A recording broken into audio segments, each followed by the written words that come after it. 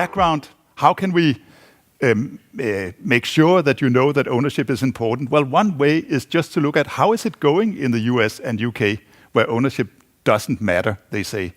Well, it does matter, but it matters because it's absent.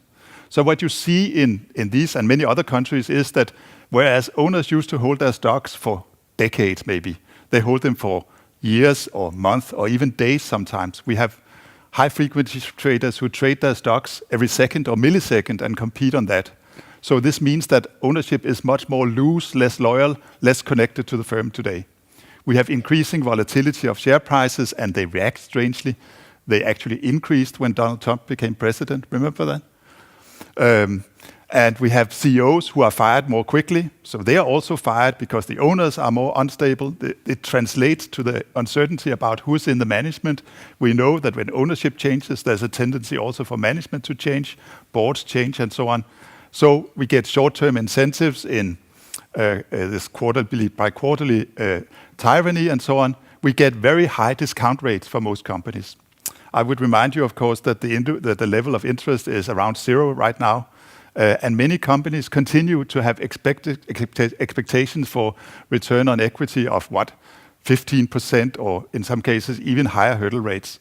So this means that expected equity rates right now are very, very high. They're not coming down with the interest rate level. And basically this means that you discount the future very much. What matters is really the near future. So we are seeing a lot of short-termism, not only, I should say, in the US, but everywhere. And a lot of Americans have decided to step up to this challenge. Among them, Larry Fink from BlackRock, Hillary Clinton mentioned it in the campaign, Warren Buffett has been stepping up, and a lot of good and great of American societies have been stepping up to this. We have a problem.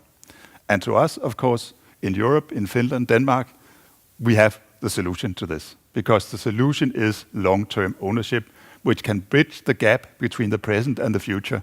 Long-term owners know that if they don't behave well, they will suffer the consequences. So they have every incentive to make it right. And so basically, it's clear that what's missing from the American scene is really this long-run ownership.